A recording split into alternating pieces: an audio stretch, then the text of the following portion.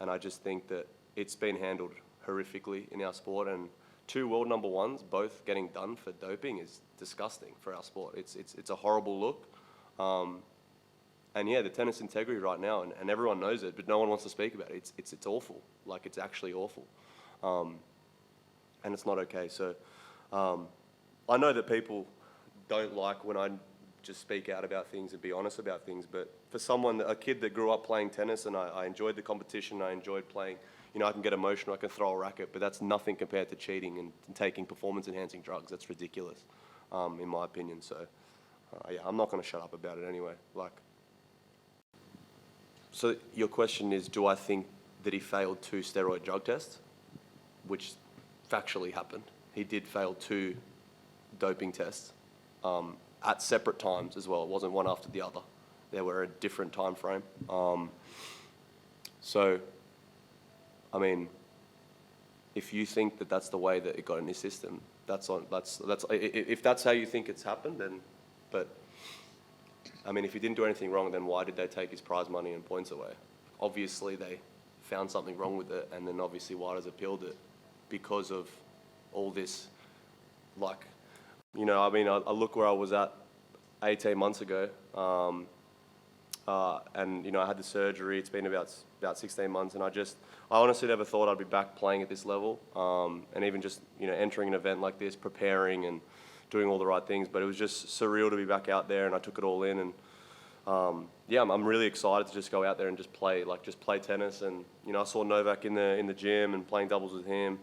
There's a lot to be excited about, that I'm just able to get out there and compete again. Thanks, guys.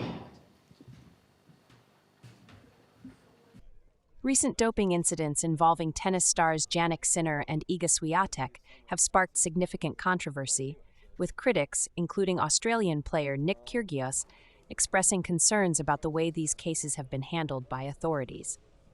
Sinner, the world number 1, failed 2 drug tests earlier this year for trace amounts of clostebol, an anabolic steroid. Despite this, an independent tribunal cleared him, accepting his explanation that the contamination was unintentional. Meanwhile, Swiatek, ranked world number 2, tested positive for trimetazidine, a metabolic modulator, which she claimed came from contaminated sleep medication. She accepted a 1-month ban as a result. Kyrgios has raised concerns about the integrity of the sport, criticizing the treatment of these cases as too lenient. He believes that doping scandals involving top-ranked players send a troubling message to fans and the tennis community. Despite the authorities' claims of fairness, the International Tennis Integrity Agency, ITIA, has faced allegations of double standards, leading to further scrutiny. Looking ahead, both players face the potential for further consequences. Sinner, who is also a champion at the Australian Open and US Open, could face a ban of up to 2 years, following an appeal by the World Anti-Doping Agency, WADA, to sport's highest court. The outcome of this case, as well as the broader response from the tennis world, will likely shape the future of how doping issues are managed in the sport.